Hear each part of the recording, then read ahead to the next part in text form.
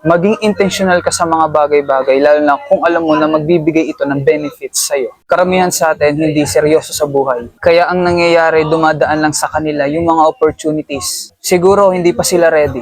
Ang resulta, nasasayang lang yung panahon na dapat nasimulan na. Ito ang palagi mong isipin. Isang beses lang tayo sa mundong ito. Kaya dapat maging makabuluhan na yung buhay mo. Alam kong may pangarap ka at alam kong may gusto kang marating. And unfortunately, hindi mo yun makukuha kapag hindi ka naging intentional sa mga desisyon mo at sa mga habits mo. Kaya ngayon pa lang dapat gumawa ka na ng plano. Ilista mo lahat ng priorities mo at ipagsantabi mo muna yung mga bagay na hindi naman importante.